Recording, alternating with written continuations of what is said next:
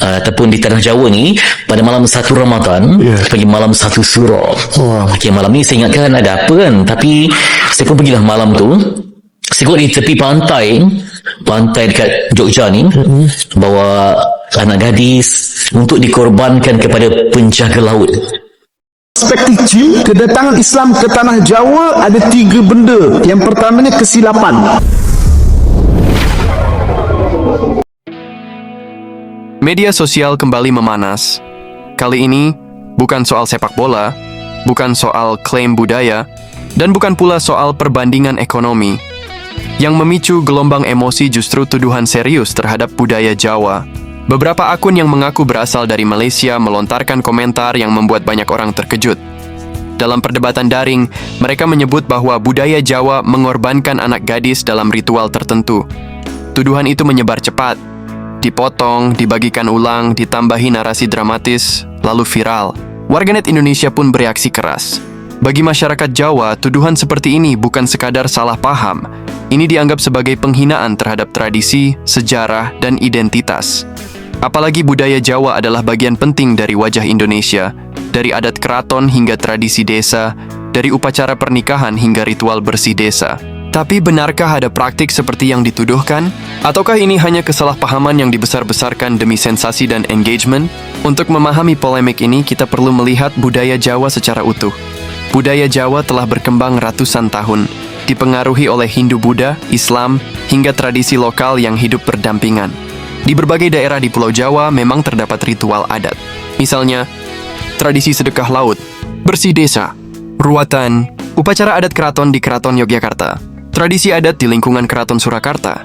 Namun penting digarisbawahi, ritual-ritual tersebut bersifat simbolis, bukan pengorbanan manusia. Lalu dari mana muncul tuduhan korbankan anak gadis? Sebagian warganet menduga ini berasal dari salah tafsir terhadap cerita rakyat atau mitos lama. Dalam beberapa legenda Nusantara, memang ada kisah simbolik tentang tumbal. Tapi legenda bukan praktik nyata. Sama seperti banyak budaya lain di dunia yang memiliki mitos dramatis dalam cerita rakyatnya. Masalahnya, di era media sosial, potongan video atau narasi tanpa konteks bisa dengan mudah dipelintir. Sebuah adegan ritual tradisional, misalnya seorang anak perempuan mengenakan busana adat dalam upacara, bisa saja diberi narasi palsu agar terlihat mistis atau menyeramkan. Disinilah konflik bermula. Netizen Indonesia membalas tuduhan itu dengan fakta. Banyak yang menjelaskan bahwa tidak ada praktik pengorbanan manusia dalam budaya Jawa modern. Ritual adat bersifat simbolik dan penuh makna filosofis. Tuduhan tersebut dianggap tidak berdasar dan provokatif. Namun ada juga suara yang lebih tenang. Mereka mengajak untuk tidak terpancing emosi. Menurut mereka, komentar provokatif seringkali hanya datang dari segelintir akun yang mencari perhatian. Dan memang, dalam banyak kasus, viralitas lebih cepat menyebar daripada klarifikasi. Yogyakarta ataupun di tanah Jawa ni pada malam 1 Ramadan pagi malam 1 Suro. Malam ni saya ingatkan ada apa kan, tapi saya pun pergilah malam tu. Saya di tepi pantai dekat Jogja ni. Tapi sebelum tu hotel semua penuh. Ramai orang, memang ramai sangat lah. Penuh lah. Saya tengok macam ada orang pakai macam nak pergi umrah, pakai cantik, sembahyang isyak semua. Tapi sembahyang isyak, lepas sembahyang isyak tu dia akan pergi ke pantai, bawa macam hantaran kahwin. Kalau ikutkan zaman dulu, kalau ikut cerita, bawa anak gadis untuk dikorbankan kepada penjaga laut. Gunung-gunung ni katanya semua adalah berpenunggu, jadi perlu diberikan makanan. Biasanya anak dara lah yang akan dihumban ke gunung dan sebagainya. Bagi anak-anak dia bawa sebagai sajian. Allahu Akbar. Zaman dulu kan mungkin Islam belum masuk lah. Kan masa zaman tu kan. Apa dia dapat bagi? Memang hidup ni dikatakan bahawa ada penunggu, penjaga, harus diberi makan supaya tak ribut, tak taufan, tak bencana alam. Boleh kata Nyi Roro Kidul. Pernah dengar? Roro Kidul. Ni Roro Kidul kan? Ya. Kan sebelum tu Misi Nusantara ada buat juga kan, tapi saya pergi balik dalam konteks yang lebih lain. Saya tengok ya Allah, ramai seorang macam pantai tu penuh dengan manusia. Semua bawa sajian. Saya tengok sajian ni sedap. Ada bakso, ada bunga, dulu ada lembu, ada kambing, tapi semuanya akan dihumban ke laut, sebab laut ni dijaga oleh sang ratu. Sehingga kan teatrikal kan, tapi tak, memang betul-betul. Ya, kira-kira Abang Pi Abang tengok semua pakai bawah. Bawa bunyi macam dia baca, yang saya faham Bismillahirrahmanirrahim, lepas tu kan batik ni joros sampan jauh-jauh maksud jauh semua. Tapi rupanya ada sebahagian mereka tu yang satu Muharram kan bulan baru, jadi nak ada hasad barulah, impian cita-cita untuk diberitahu, untuk disampaikan kepada penjaga laut tu. Tapi tak boleh beritahu direct. Oh ya. Kena bagi tahu kepada juru kunci yang ada kat situ. Ada pakcik ni macam juru kunci dia ni ada berhubungan langsung dengan roh yang jaga pantai tu. Jadi dibawalah hantaran tu dengan nangis dia, tolong Pak, saya mau anak, saya mau macam-macam lah hasrat kan. Beritahu kat pakcik kunci tu lah. Pakcik kunci tu juru kunci tu lah. Ini maklumat saya dapat lah. Lepas tu barulah dilayarkan macam hantaran siri-siri semua tu, makanan cantik lah hiasan dia, dilempar ke dalam laut tu. Aduh, bakso tu masuk dalam laut lah. Benda boleh makan, orang letak dalam laut. Yang saya juga Cina dia bawa macam apa, dia punya barang-barang tu lah. Yang Melayunya bawa macam Seri Junjung tu ada lauk-lauk semua tu. Jadi malam tu memang itulah dia macam pemandangan yang biar betul ni. Lepas tu saya kata lah, yang ni takut nak tanya, yang ni tak macam syirik ke? Kita yang ni marah, agama itu dalam hati, ini kejauhan kita, kejauhan dah sebut macam mana, ini macam adat nenek moyang.